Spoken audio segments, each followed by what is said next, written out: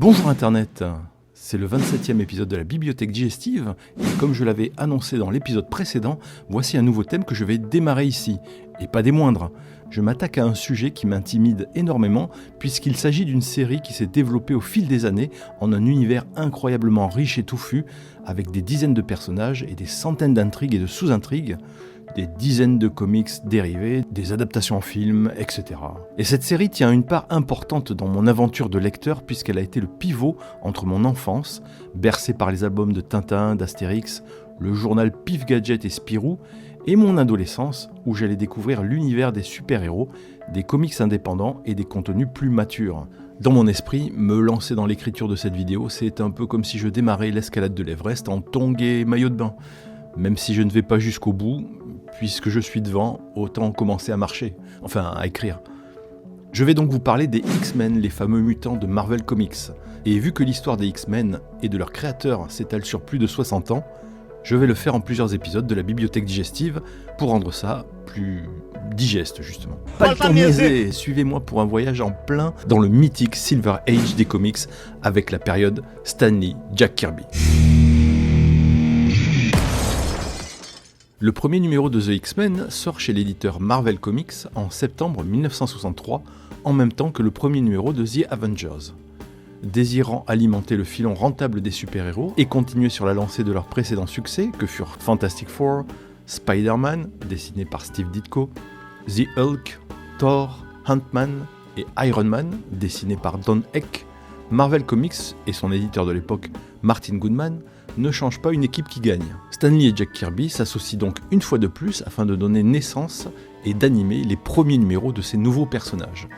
Mais avant d'en arriver à ce numéro 1 de The X-Men, je vais revenir quelques années en arrière afin de remettre les choses dans leur contexte, et plus précisément 24 ans en arrière, en 1939. Le monde s'apprête alors à basculer dans la guerre, encore. À New York, Martin Goodman est déjà père de 3 enfants et travaille dans l'édition depuis quelques années, publiant principalement des pulps, des magazines bon marché remplis d'histoires d'aventure, de science-fiction et de suspense. Il constate que le format des comic books devient de plus en plus populaire, ainsi qu'un nouveau type de personnage, le super-héros, qui vient de faire son apparition un an plus tôt avec Superman, puis Batman en mai de cette année. Il voit là une opportunité, et sans attendre, il lance un magazine au format comic book pour tester le marché par le biais de sa nouvelle maison d'édition, Timely Comics.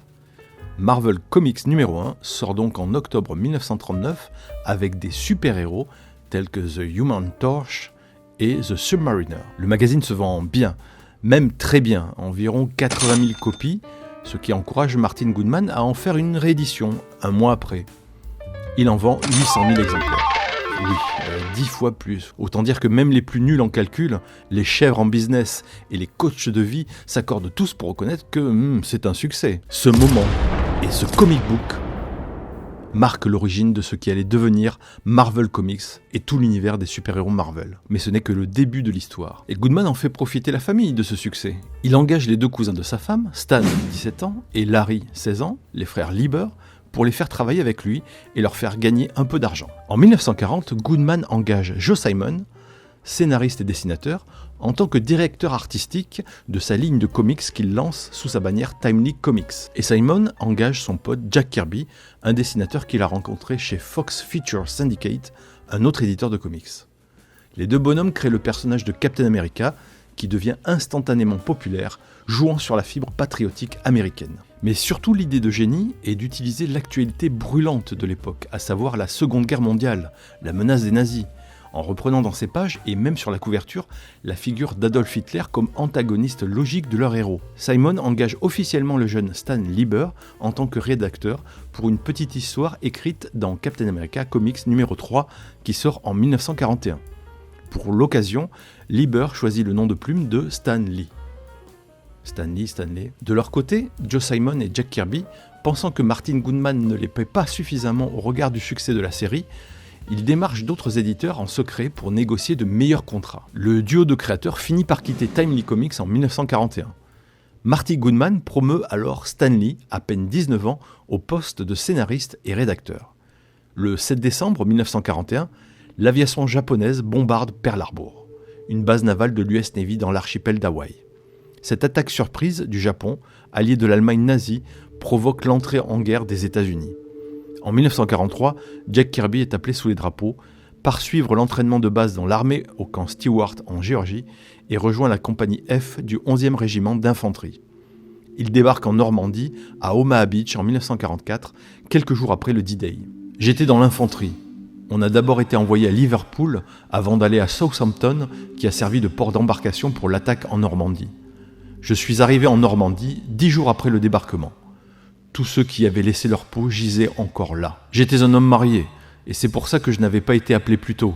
Ce qui est dingue, c'est que quand j'ai été appelé, j'ai dû me rendre au 480 Lexington Avenue, là où se trouvait DC Comics. De son côté, Stan Lee est incorporé en 1942 dans le United States Army Signal Corps pour aider à réparer le matériel de communication et les poteaux télégraphiques. Il atterrit dans une division qui s'occupe d'écrire des manuels et des guides pour les soldats et qui produit également des films d'entraînement et quelques dessins animés patriotiques. Lee continue son boulot de rédacteur chez Timely Comics en envoyant toutes les semaines des lettres aux scénaristes décrivant ce qu'ils devaient écrire et qui devait les dessiner. Après la guerre, les super-héros sont passés de mode et les comic books illustrent alors des histoires d'aventure, de romance, de crime, d'humour. People wanted to forget about fighting. They wanted to read about things closer to home.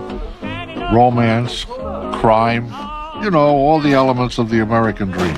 Timely Comics devient Atlas Comics au début des années 50, toujours avec Martin Goodman à sa tête et Stan Lee comme rédacteur en chef. En suivant les tendances du moment, au cinéma, à la télé et chez les concurrents, Goodman produit des comic books qui marchent plutôt bien. Il tente de relancer Captain America en 1954, sans Simon et Kirby, mais le public ne suit pas et le magazine ne dure que 3 numéros. Jack Kirby et Joe Simon l'ont un petit peu en travers de voir leur création reprendre vie sans qu'on leur demande leur avis. Ils réagissent en balançant un comic book parodique intitulé Fighting American pour exprimer leur mécontentement. La même année, le livre Seduction of the Innocent du psychiatre Frédéric Wertham va être à l'origine d'une croisade contre la violence et le sexe dans les bandes dessinées, responsable selon lui de l'augmentation de la criminalité chez les jeunes.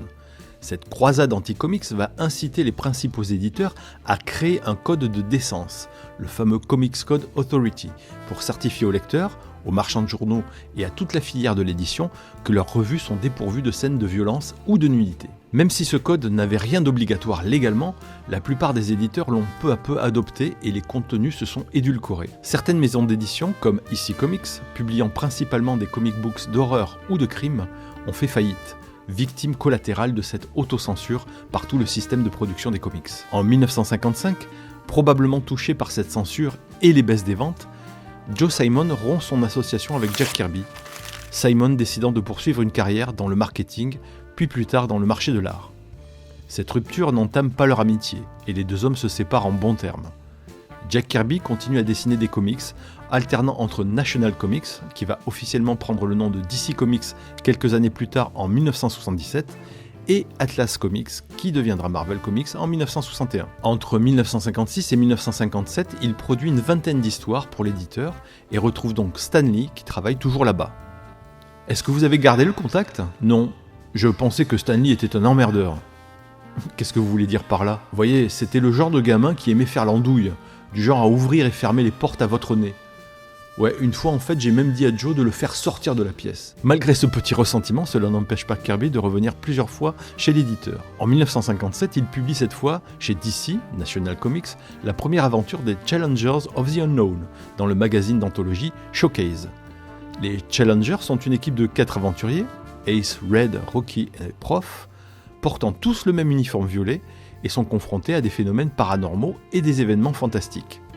Si ça vous fait penser à quelque chose, ce n'est pas forcément une coïncidence. On peut noter également que 2 numéros plus tôt, dans Showcase numéro 4, daté d'octobre 1956, une histoire créée par Robert Kanigher, Carmine Infantino et Joe Kubert met en scène une toute nouvelle version du personnage de Flash. Cette histoire et ce magazine sont considérés par la plupart des fans et des experts comme le début de l'âge d'argent des comics et le point de départ de la nouvelle génération de super-héros. De leur côté, Marvel Atlas Comics fait face à un énorme problème qui risque de les mener à la faillite. Depuis 1952, Martin Goodman fait distribuer la totalité de ses comics dans les kiosques de journaux par sa propre société de distribution Atlas News Company. En 1956, dans un souci de faire des économies, il ferme cette filiale et utilise les services de American News Company, une société de distribution nationale. Malheureusement, cette société fait faillite en juin 1957, laissant Atlas Comics sans distributeur pour sortir leurs 60 revues dans les magasins de journaux. Le seul distributeur à pouvoir encore gérer ce volume est leur concurrent direct, DC National Comics. Martin Goodman se débrouille pour trouver plusieurs sociétés indépendantes, mais le volume de distribution passe de 60 comics par mois à une petite dizaine. Le volume de production de nouveaux matériels chute drastiquement. Les dessinateurs sont moins sollicités et le prix payé par page dégringole, Goodman ayant une réserve de pages dessinées conséquente qu'il doit écouler plus lentement. En 1958, Jack Kirby revient pour travailler à Atlas Comics. Oui, parce que Kirby vient de se brouiller avec un des éditeurs de DC Comics. Vous verrez, il a le caractère un peu chaud. Il débarque dans les bureaux de Marvel, Atlas Comics, au pire moment. Je suis entré dans les bureaux de la Marvel et ils étaient en train de virer les meubles. Ils étaient en train de sortir des bureaux entiers et moi j'avais besoin de ce job. J'avais une famille, une maison et voilà que Marvel s'écroulait. Stan Lee est là, assis sur une chaise en train de pleurer. Il ne savait pas quoi faire. Il était assis là en train de pleurer, il sortait tout juste de l'adolescence. Je lui ai dit d'arrêter de pleurer. J'ai dit, va voir Martin et dis-lui d'arrêter de sortir le mobilier et moi, je vais faire en sorte que les comics se vendent. Pour être juste, Stan Lee donne sa version de l'incident, qui diffère sensiblement de celle de Jack Kirby. Je ne me rappelle pas avoir été là quand des gens ont déménagé les meubles. Si jamais ils avaient transporté les meubles, ils l'auraient fait pendant le week-end, quand tout le monde était absent. Jack a tendance à exagérer, comme la fois où dans une interview il disait qu'il est arrivé et j'étais en train de pleurer en disant « S'il te plaît, sauve la compagnie ». Je ne suis pas un pleurnicheur et je n'aurais jamais dit ça. J'étais heureux que Jack soit là et j'ai adoré travailler avec lui, mais je ne l'ai jamais supplié en larmes, rire. On peut être surpris par cette énorme différence de point de vue. Kirby semble en voir un verre de pisse à moitié vide et Lee un verre de champagne à moitié plein.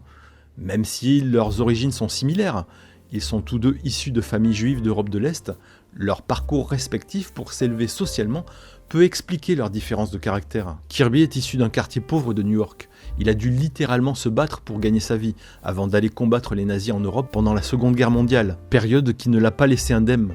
De son côté, Lee est plus jeune de 5 ans, et vivait également dans une famille modeste à Manhattan. Mais sa vie semble plus facile, car très jeune, il trouve des petits boulots dans l'édition grâce aux relations de sa famille. Pendant la guerre, il échappe au traumatisme des combats et retrouve sa place d'éditeur que lui avait gardée Martin Goodman. Malgré cette dissonance apparente, leur association va durer plus de 10 ans et produire certains des plus grands classiques des comic books de super-héros. DC Comics avait relancé la mode des super-héros en 1956, et ça avait plutôt bien marché, puisqu'en 1960 apparaît pour la première fois dans les pages de The Brave and the Bold, numéro 28, la Justice League of America, regroupant dans une même équipe Superman, Batman, Wonder Woman, Aquaman, The Flash, Green Lantern et Martian Manhunter. Ce concept avait tellement bien fonctionné qu'une série Justice League of America est publiée dans la foulée, la même année, et rencontre un énorme succès. Comme il l'avait déjà fait par le passé, Martin Goodman va tenter de suivre la tendance du moment et soumet son projet à Stan Lee. Stan, nous devons créer une poignée de héros. Tu vois, il y a un marché pour ça. C'est ainsi qu'en 1961, le premier numéro de Fantastic Four sort dans les kiosques de journaux. Pendant 2 ans, le duo va enchaîner la création de nouveaux super-héros et les nouvelles séries vont débarquer chez les marchands de journaux et trouver un public rapidement, principalement des jeunes adolescents.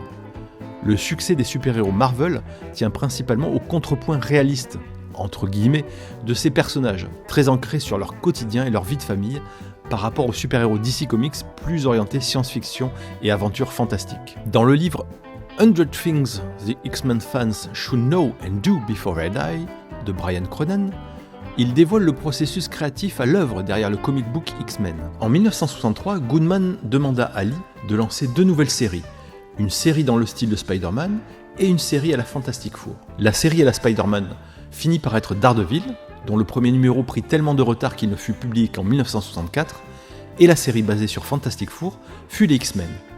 Lee commençait à être fatigué de devoir trouver de nouvelles origines pour ses super-héros, et il pensait que ce serait intéressant s'ils avaient tous la même origine, d'où l'idée d'en faire tous des mutants. Au départ, Lee voulait le titre The Mutants, les mutants donc en français, mais Goodman refusa, et Lee finit par revenir avec le nom les X-Men. Stan Lee confirme ce fait. Pour aucune raison, Martin sentait que le titre The Mutants serait trop compliqué pour les enfants à comprendre. Il sentait qu'il ne saurait pas ce que voulait dire le mot mutant. Après des heures à me gratter la tête, à transpirer à grosses gouttes, à essayer de chercher, j'ai finalement trouvé. Les mutants avaient un extra pouvoir, une extra capacité. quelques facettes extraordinaires ou des qualités que n'avait pas un homme normal. Et un homme avec quelque chose d'extra pouvait raisonnablement être appelé un X-Men. Kirby apporte également une précision importante sur la création des X-Men, lorsqu'en 1986, le journaliste Leonard Pitts Jr. lui demande « Y a-t-il eu d'autres personnages Marvel importants que vous avez créés et pour lesquels on ne vous a pas accordé le crédit de leur création ?» Tous. Ils sont tous sortis de mon sous-sol. Les Avengers, Daredevil, les X-Men, tous. Pour les X-Men, j'ai fait les choses naturellement. Que faire avec des mutants qui ne sont que des garçons et des filles ordinaires et qui ne sont certainement pas dangereux ? On les scolarise. On développe leurs compétences. Je leur ai donc donné un enseignant, le professeur X. Bien sûr, c'était la chose logique à faire. Au lieu de les désorienter ou d'exacerber leurs différences, j'ai fait en sorte que les X-Men soient de vrais humains, ce qu'ils étaient. Il est possible que les radiations, si elles sont bénéfiques, créent des mutants qui nous sauveront au lieu de nous faire du mal. J'ai pensé que si nous formions les mutants à notre manière, ils nous aideraient, et non seulement nous aideraient, mais atteindraient un certain niveau d'épanouissement dans leur propre existence. Ainsi, nous pourrions tous vivre ensemble. Nous arrivons donc tout naturellement en septembre 1963 avec ce premier numéro de The X-Men écrit par Stan Lee, dessiné par Jack Kirby et ancré par le vétéran Paul Reinman qui travaillait déjà sur les épisodes de Captain America dans les années 40 et qui va épauler Kirby sur les premiers épisodes de ces X-Men et des Avengers. La couverture du comics affiche fièrement ce slogan publicitaire « In the sensational Fantastic Four style » pour rappeler le succès des précédentes créations des deux hommes et capter les fans de comic books, toujours en recherche de nouveaux personnages fascinants. En parlant de cette couverture, la date officielle imprimée dessus est septembre 1963. Mais Marvel avait pour habitude, à cette époque, de post-dater tous ses comics. En réalité, ce numéro est sorti dans les kiosques en juillet de la même année. Il est donc sorti à peine un mois après My Greatest Adventure numéro 80 du concurrent DC Comics, dans lequel débute la Doom Patrol d'Arnold Drake et Bruno Premiani.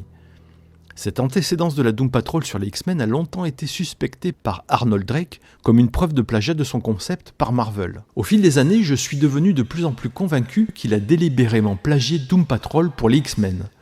Je ne le croyais pas au début, parce que l'écart de publication était très court. Au fil des ans, j'ai appris qu'il y avait énormément de scénaristes et de dessinateurs qui travaillaient en douce pour les deux éditeurs, Marvel et DC. Donc quand j'ai apporté l'idée au bureau de l'éditeur en chef de DC, Murray Boltinoff, ça aurait été facile pour quelqu'un de passer devant la porte et d'entendre que ce gars Drake est en train de travailler une histoire sur une équipe de super-héros contrariés menée par un homme en chaise roulante. Donc au fur et à mesure, j'ai commencé à croire que Stan avait plus d'avance que je ne pensais. Il avait sûrement 4, 5 ou 6 mois d'avance. Cette suspicion de plagiat n'a pourtant pas empêché Drake de travailler pour Marvel et de scénariser des épisodes des X-Men. Avez-vous déjà rencontré Stan ? Ouais, j'ai travaillé à Marvel pendant un moment. Et j'ai même écrit quelques épisodes des X-Men en 1967. Quand vous travaillez pour lui, vous lui avez parlé de la connexion entre Doom Patrol et les X-Men ? Non. Je ne vais pas tirer de conclusion hâtive, plagiat ou pas plagiat, mais si on considère que Kirby a graphiquement créé les personnages, on sent plus une proximité avec ses précédentes créations, comme Fantastic Four ou les Challengers of the Unknown, notamment dans les archétypes de ces personnages. On peut cependant reconnaître qu'il y a eu dans l'histoire des deux gros éditeurs de super-héros de l'époque beaucoup de similitudes, d'échanges, de plagiats, de copies, d'interprétations. En voici quelques-uns en accéléré. Alors, comment ça commence les X-Men ? Épisode 1. Dès la première page, nous faisons la connaissance du professeur Xavier, qui appelle par télépathie ses étudiants, qui arrivent dans la pièce dans leurs uniformes jaunes et bleus. Voici donc Slim Summers, alias Cyclope, et sa visière jaune. On apprendra son vrai prénom dans le 3e numéro de X-Men. Warren Worthington III, dit Angel, avec ses grandes ailes blanches de pigeon géant. Hank McCoy, dit le Fauve, un acrobate mi-homme, mi-singe. Et Bobby Drake, dit Iceberg, littéralement un bonhomme de neige. Il démarre une séance d'entraînement qui nous permet de découvrir leurs pouvoirs et leur cohésion d'équipe. Une fois la séance terminée, ils remettent leur tenue civile afin d'accueillir la nouvelle recrue de cette école si particulière, une jeune fille rousse du nom de Jean Grey, qui prendra le nom de code de Marvel Girl. Le professeur Xavier lui présente les autres étudiants et lui explique pourquoi ils sont tous là. Comme les 4 autres élèves ici présents, vous êtes une mutante. Vous avez un pouvoir que les humains ordinaires n'ont pas. C'est pourquoi j'ai donné ce nom à mes élèves, X-Men, pour extraordinaire pouvoir. C'est quoi au juste notre mission, monsieur ? Il y a de plus en plus de mutants sur la Terre, Jean. Ils ne veulent pas tous aider l'humanité. Certains la haïssent et veulent la détruire. D'autres pensent que les mutants devraient l'asservir. Notre devoir est de protéger l'humanité de ces vilains mutants. Pas le temps de niaiser, le premier mauvais mutant fait son apparition. Il s'agit de Magneto, le maître du magnétisme, qui vient de prendre d'assaut une base militaire, détourne leurs armes contre les soldats et fait exploser une fusée dans le seul but de montrer aux humains qui détient le vrai pouvoir. Les X-Men se précipitent sur les lieux de l'action, en Rolls-Royce, puis en jet privé téléguidé, ouais, le professeur Xavier a du pognon, et affrontent Magneto pour la première fois. Leur baptême du feu est couronné de succès. Ils mettent en déroute le mutant magnétique en moins de 15 minutes et sont félicités par les militaires qui reprennent le contrôle de leur base. Cet épisode pose les bases de toute la mythologie X-Men et présente les personnages en pleine action, dépeignant leurs interactions, leurs relations et les effets de leurs pouvoirs respectifs, notamment pendant leurs séances d'entraînement. Et Magneto, même s'il est décrit comme un méchant générique de comic book, dégage un certain charisme. On sent la patte de Kirby dans ce personnage qui n'est pas sans rappeler le Docteur Fatalis des 4 Fantastiques. Épisode 2. Pendant que les jeunes X-Men alternent entre missions de sauvetage en public et entraînement à l'école, le professeur Xavier communique par télépathie avec l'agent spécial du FBI, Fred Duncan, son contact à Washington, au sujet d'un criminel mutant se faisant appeler le Fantôme, qui menace de voler les plans de la défense américaine. Le Fantôme utilise donc son pouvoir de téléportation pour entrer au Pentagone, voler les plans et sortir comme une fleur. Les X-Men débarquent, tentent de l'arrêter, mais bien évidemment le Fantôme se téléporte et leur échappe. Il menace ensuite le gouvernement américain de vendre ses plans aux communistes, oui les Russes de l'époque, sauf si on lui donne 10 millions de dollars. Converti en dollars actuels, ça fait à peu près 100 millions de dollars. Les X-Men l'interceptent alors qu'il débarque en toute décontraction avec une armée de gangsters sur la pelouse de la Maison Blanche pour réclamer ses 10 millions de dollars. Le professeur Xavier roule tranquillement vers eux et efface la mémoire du Fantôme. Dans cet épisode, le manoir des X-Men est clairement nommé en tant qu'école pour jeunes surdoués du professeur Xavier, et elle est située à Westchester, dans l'état de New York. On apprend également que leur salle d'entraînement s'appelle la salle des dangers. Épisode 3. Pendant que les X-Men s'entraînent, encore, le professeur Xavier détecte télépathiquement un nouveau mutant en ville. Il envoie ses étudiants, en civil cette fois, pour enquêter et tenter de le trouver. Cyclope finit par tomber sur un artiste de cirque, le Colosse, un gros costaud dont la peau est impénétrable. Les X-Men se dévoilent et essaient de le convaincre de les rejoindre. Ils l'invitent à venir à l'école pour rencontrer le professeur. L'entrevue se passe mal et le Colosse se retourne contre eux, aidé par ses collègues artistes de cirque. Les X-Men sont vite débordés et encore une fois, c'est le professeur Xavier qui intervient pour effacer la mémoire de leur antagoniste. Ça commence à devenir une mauvaise habitude. Ces 2 épisodes mettent en place la formule X-Men, qui est en fait une variation de la méthode Marvel. On démarre par une séance d'entraînement de l'équipe afin de bien montrer qu'on est dans une école. Il faut apprendre à utiliser ses pouvoirs et travailler en équipe. Puis on affronte le méchant mutant de l'épisode. Lee et Kirby familiarisent le lecteur avec l'univers qu'ils sont en train de créer, tout en le peuplant de personnages bien spécifiques, puisque pour l'instant ce sont tous des mutants. Petit détail amusant, un peu glauque, mais amusant quand même, au détour d'une case, dans une bulle de pensée, le professeur Xavier nous fait part de son amour secret pour son étudiante Jean Grey. Prudence mes enfants, nous ignorons quel pouvoir ce mutant possède, il est peut-être dangereux. Ne vous bilez pas, on est bien entraînés. Ne pas me biler, puis-je m'empêcher de craindre pour celle que j'aime ? Mais je n'ai pas le droit de me déclarer. Je suis le leader des X-Men et condamné à vivre dans un fauteuil. Il est possible que les dialogues ont été réécrits par Stan Lee et ne correspondaient pas à l'intention des dessins de Jack Kirby. Toujours est-il que cette romance, avec de gros guillemets, ne sera pas développée dans les épisodes suivants. Les personnalités des héros semblaient changer du jour au lendemain, car Lee essayait continuellement de nouvelles idées, y compris la fameuse scène dans X-Men 3, dans laquelle le professeur X est attiré par Jean Grey, mais admet qu'elle ne le sera jamais pour lui. Pas à cause de son âge ou parce qu'il est son enseignant, mais parce qu'il est dans une chaise roulante. Épisode 4. L'épisode s'ouvre une nouvelle fois sur un entraînement des X-Men dans la salle des dangers, au sein de leur école. Par une juxtaposition de cases, on découvre une autre équipe de mutants composée du Crapaud, de Vif-Argent, de sa sœur la Sorcière Rouge et du Cerveau, Mastermind, dont le chef n'est autre que Magneto. Ce dernier planifie de renverser le gouvernement d'une petite nation d'Amérique du Sud, le Santo Marco, afin d'en prendre le pouvoir. Les X-Men interviennent et repoussent cette confrérie des mauvais mutants. Dans la bataille, le professeur Xavier est blessé et tombe inconscient. Les X-Men ont droit à un gâteau d'anniversaire de la part du professeur Xavier pour célébrer la première année de création de l'école. Vu que l'épisode est sorti en janvier 1964, bien que la date de couverture indique mars 1964, cela voudrait dire que la création des X-Men date de janvier ou mars 1963. Épisode 5. Revenus à leur école, les X-Men sont contraints de prendre les choses en main. Le professeur étant toujours en train de sucrer les fraises. Ils reçoivent la visite surprise des parents de Jean Grey qui viennent voir si leur fille s'intègre bien dans cette nouvelle école. Dès que la visite est terminée, les X-Men enfilent leurs costumes et partent à la recherche de la confrérie des mauvais mutants, sans savoir qu'ils sont aussi de leur côté en train de les pister. L'affrontement est inévitable. Les deux équipes se retrouvent dans l'astéroïde artificiel évoluant dans l'orbite terrestre qui sert de base secrète à Magneto. La confrérie s'échappe à nouveau. Les X-Men reviennent à l'école, y découvrent un professeur Xavier en pleine forme, puisqu'il avait feint la perte de ses pouvoirs, afin de mettre ses X-Men à l'épreuve. Quel sacré déconneur ce professeur Xavier. Épisode 6. Les X-Men et la confrérie des mauvais mutants se mettent en tête chacun de leur côté de retrouver Namor, le prince des mers, qui selon le professeur Xavier pourrait être un mutant, et dont le pouvoir en tant que mutant et en tant que souverain des mers et des océans pourrait être utile d'un côté comme de l'autre. Mais Namor est un personnage indomptable et imprévisible, et il décide de ne choisir aucun camp. Namor est identifié pour la première fois dans l'histoire Marvel comme un mutant. Magneto utilise pour la première fois sa forme astrale pour confronter le professeur Xavier, sans savoir s'il s'agit d'un de ses pouvoirs ou s'il a déjà pratiqué cela avec le professeur Xavier. Le costume de Marvel Girl est légèrement modifié. Sa cagoule bleue devient un masque un peu plus élégant, et elle va en changer encore pendant 2 ou 3 épisodes avant de revenir à la cagoule classique. Malgré cette petite touche esthétique qui semble la faire sortir du lot, Jean Grey, dès la première page, est reléguée au rang de cuisinière pour ses collègues. Épisode 7. Chez les X-Men, Cyclope est promu comme suppléant du professeur Xavier, ce dernier devant s'absenter pour un moment. Du côté de la confrérie, Magneto rencontre le Colosse dans le cirque où les X-Men l'avaient laissé complètement amnésique. Magneto lui fait retrouver la mémoire et le pousse à se venger des X-Men. Mais tout comme Namor dans l'épisode précédent, le Colosse choisit de ne pas choisir un camp et tourne le dos aux deux équipes. Nous sommes 1 an après la sortie du premier épisode de la série et les X-Men reçoivent leur diplôme de X-Men et font la sempiternelle photo de remise des diplômes avec le Motherboard, le fameux chapeau carré des étudiants américains. Et c'est la première apparition de Cerebro, l'ordinateur détecteur de mutants du professeur Xavier. Et c'est aussi le premier épisode dans lequel Cyclope devient officiellement le chef des X-Men.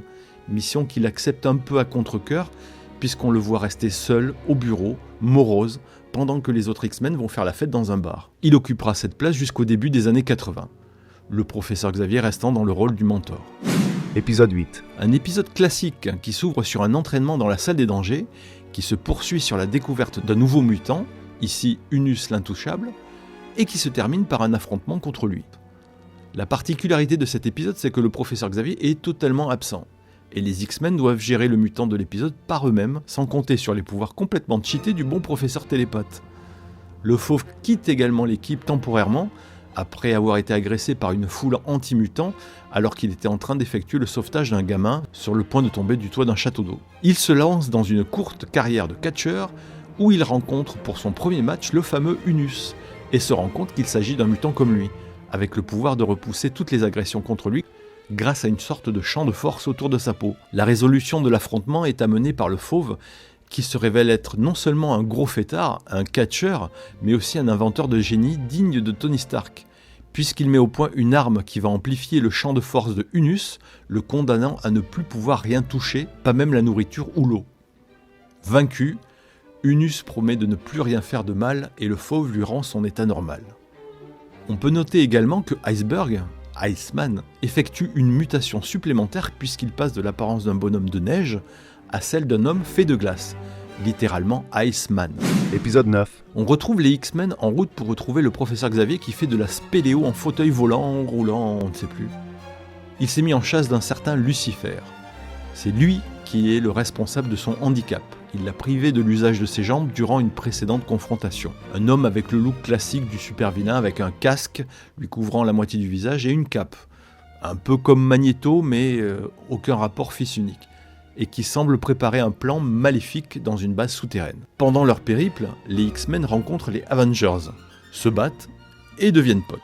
Le professeur Xavier finit par retrouver Lucifer, les X-Men arrivent, stoppent le projet diabolique de Lucifer et le laissent partir. Lee et Kirby font leur petit crossover sur les 2 séries qu'ils ont lancées en même temps, X-Men et The Avengers, sorties toutes les 2 en septembre 1963. On apprend que le professeur Xavier a perdu ses jambes dans une précédente confrontation avec Lucifer, mais les détails viendront plus tard dans un autre épisode. Épisode 10. Après avoir vu à la télé un reportage dans lequel des explorateurs en Antarctique sont attaqués par un tigre à dents de sabre et un homme primitif, les X-Men décident d'aller enquêter afin de savoir s'il s'agit d'un mutant. Même si le professeur leur précise que Cerebro n'a pas détecté de mutants dans ce secteur, les X-Men partent à l'aventure. Arrivés sur les lieux, ils découvrent un tunnel dans un glacier qui les mène vers une jungle préhistorique peuplée d'hommes préhistoriques, de dinosaures et de tribus semi-primitives. Ils rencontrent bien évidemment l'homme qui a attaqué les explorateurs, Khazar, le roi de la jungle, et son tigre Zabu. Et comme dans tous les bons comics de cette époque, ils se battent, puis ils deviennent potes. Mais Khazar les fout dehors, parce que c'est quand même sa jungle, c'est lui le roi. Khazar est un personnage issu des comics du Golden Age, en 1936-1937, déjà édité par ce vieux roublard de Martin Goodman.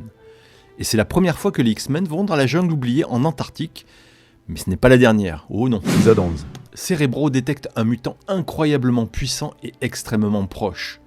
Comme à leur habitude, les X-Men partent à sa recherche pour le convaincre de rejoindre l'école ou le combattre s'il a de mauvaises intentions. Mais cet étranger, c'est ainsi qu'il se nomme lui-même, est attiré par la confrérie des mauvais mutants dans leur base secrète cachée dans un immeuble de ville. Magneto essaie alors de le convaincre de se joindre à eux en faisant la démonstration de leur puissance. Mais cette manœuvre se retourne contre lui car l'étranger n'a aucune intention d'accepter sa proposition. Il se débarrasse de la confrérie avec grand fracas, ce qui attire l'attention des X-Men qui se précipitent dans la bagarre. Résultat des courses, le cerveau, qui a voulu utiliser ses pouvoirs d'illusion sur l'étranger, est transformé en statue de métal par ce dernier. Vif Argent et la sorcière rouge affrontent les X-Men pendant que l'étranger se téléporte hors du combat avec Magneto et le crapaud. Comprenant qu'ils ont été abandonnés, les deux jumeaux mutants cessent de se battre, mais refusent la main tendue par Cyclope pour rejoindre les X-Men, et partent de leur côté. Les X-Men finissent par retrouver le trio de fuyards et réalisent que l'étranger n'est pas un mutant, mais un extraterrestre, qui collecte des spécimens mutants sur toutes les planètes qu'il visite. Magneto et le crapaud découvrent un peu tard qu'ils sont donc les prélèvements de l'étranger, qui les emporte avec lui dans l'espace. Cet épisode marque la fin de la période Kirby. À partir du numéro suivant, le King Kirby ne réalise que les croquis, laissant le dessin à un autre artiste. Il reste crédité jusqu'au numéro 17, même si son influence, sa patte si particulière, est peu visible, enfin à mon avis. La rupture de style est flagrante dès l'épisode suivant, dessiné par le légendaire Alex Toth, ancré par Vince Colletta, qui donne aux X-Men un côté sombre et réaliste. Car comme on le voit dans les 3 dernières cases de l'épisode, une menace est détectée par Cerebro et elle approche du manoir des X-Men. Épisode 12. La menace en question est un colosse qui semble tout défoncer sur son passage et paraît vraiment déterminé à pénétrer la propriété. Le professeur Xavier, qui semble connaître ce personnage, ordonne à ses X-Men de préparer des pièges, façon Maman j'ai raté l'avion, mais avec des grenades à fragmentation, afin de ralentir voire stopper la progression du fléau. Pendant que la menace instoppable franchit progressivement tous les pièges un à un, le professeur Xavier rassemble ses étudiants pour leur raconter les origines de ce fléau qui s'avère être son demi-frère Caïn Marco. Oui, comme Caïn et Abel, la référence biblique, t'as capté. S'ouvre alors un récit en flashback sur les jeunes années du professeur Xavier. Son père, un scientifique dans le nucléaire, meurt dans une explosion atomique accidentelle. S'agit-il là d'un message subliminal nous signifiant que la mutation du professeur X est liée aux radiations nucléaires ? Le docteur Marco, le collègue de son père qui a échappé miraculeusement à l'explosion, finit par épouser sa mère, ramenant avec lui dans le manoir de la famille Xavier son propre fils Cain, qui commence à bolosser le pauvre petit Charles. Les années passent, les cheveux tombent, et Charles Xavier découvre ses pouvoirs de télépathie à l'adolescence. Il s'en sert bien évidemment pour lire les réponses dans l'esprit de ses professeurs et anticiper les mouvements de ses adversaires pendant les compétitions de sport. Il se fait toujours harceler par son demi-frère, rendu jaloux par ses succès. Il provoque même un accident de voiture, et non, ce n'est pas le moment où le professeur Xavier perd l'usage de ses jambes. Pas rancunier pour un sou, Charles fait son service militaire avec Cain et sont envoyés au combat pendant la guerre de Corée, située chronologiquement 10 ans avant la création des X-Men. Pendant un bombardement, Cain déserte pour aller se réfugier dans une grotte, malgré les appels à la raison de son demi-frère. Il tombe par hasard sur un temple souterrain, apparemment dévoué au culte d'un ancien dieu, comme le confirme la statue, et une pierre rouge comme un rubis, symbole des rubans écarlates de Cyttorak. C'est ce que déchiffre Cain en s'emparant du caillou. Ok, il arrive à lire un langage très ancien et sûrement disparu, mais on va mettre ça sur le compte de la magie. D'ailleurs, la pierre lui explose entre les mains, libérant une lueur rougeâtre qui l'enveloppe entièrement. Charles n'a pas le temps de lui porter secours que le temple s'effondre. Il a tout juste le temps de s'enfuir, laissant Cain enfoui sous les décombres. Mais il a survécu, grâce au pouvoir des anneaux de Cyttorak qu'il a transformé en fléau. L'épisode se termine alors qu'il débarque dans la demeure des Xavier en explosant le mur, se débarrassant des X-Men d'un seul geste et faisant face à Charles, seul dans son fauteuil roulant. Voici la première apparition du Fléau, un personnage iconique de l'univers X-Men. est le premier à être lié au passé du professeur Xavier. Magneto, un autre personnage important, se verra également étoffé d'une jeunesse commune avec le leader des X-Men, mais ce point sera évoqué beaucoup plus tard. Et pour l'instant, le télépathe chauve ne semble pas le reconnaître. Cet épisode sert d'origin story à Charles Xavier, et au Fléau également, son demi-frère d'adoption. Épisode 13. Suite de l'épisode précédent. Malgré ses pouvoirs psy, le professeur Xavier ne parvient pas à entrer dans l'esprit du Fléau, bloqué par son armure et les rubans de Cyttorak. Les X-Men se ressaisissent et font diversion afin de mettre leur mentor à l'abri. Pendant qu'ils essaient de ralentir le Fléau, Charles utilise son pouvoir télépathique pour appeler à l'aide d'autres héros de l'univers Marvel, comme la Teen Brigade, Daredevil et la Torche Humaine. Ce dernier répond à l'appel et vient à la rescousse des X-Men qui se font rétamer par le Fléau.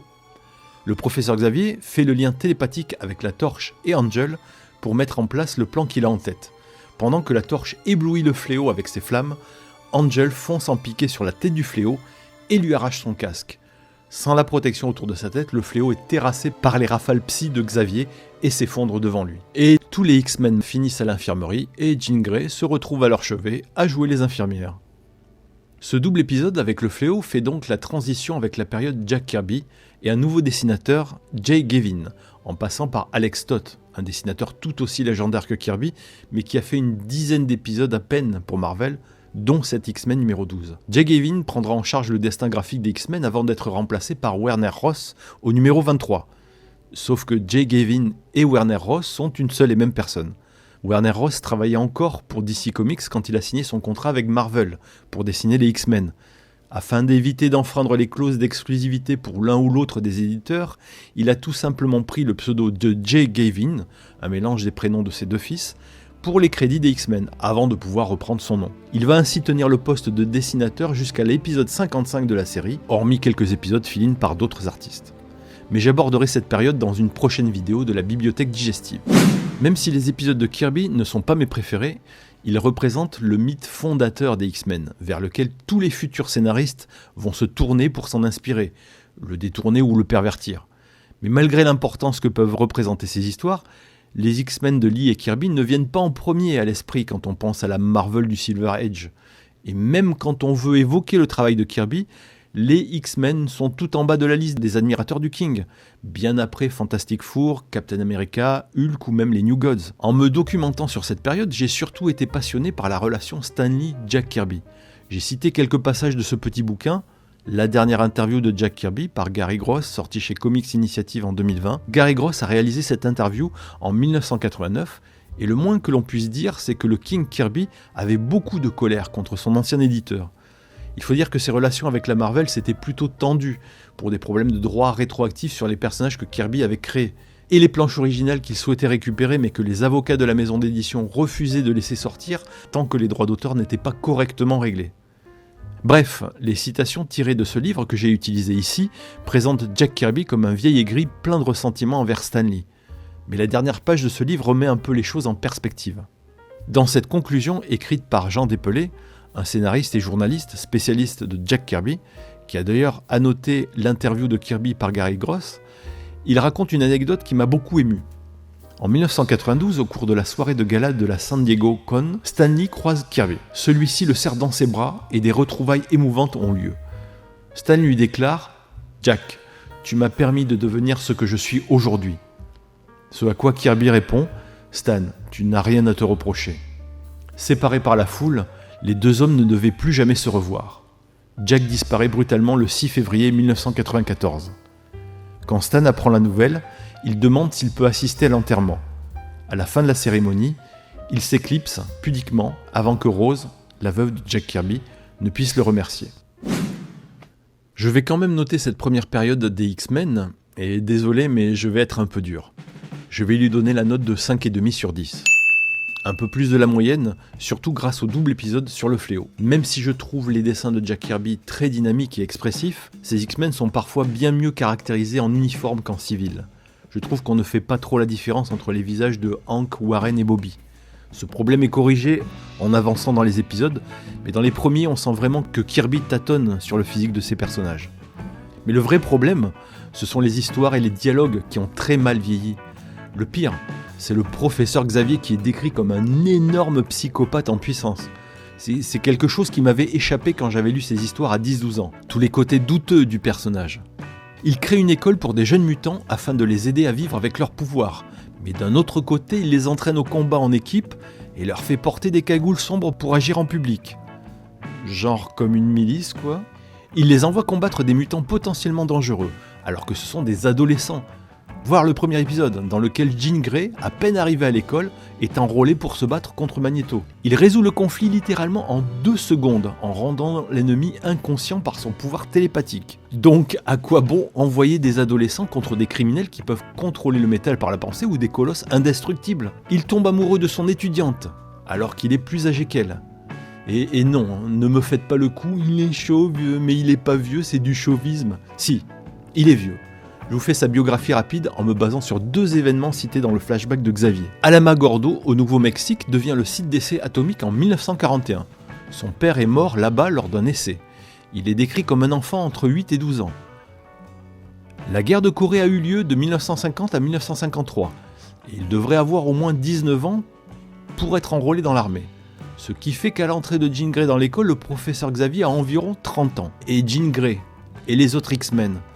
Au lieu d'essayer de deviner, je vais vous laisser avec l'estimation qu'en a fait Jordan D. White, l'un des récents éditeurs des X-Men, en 2019.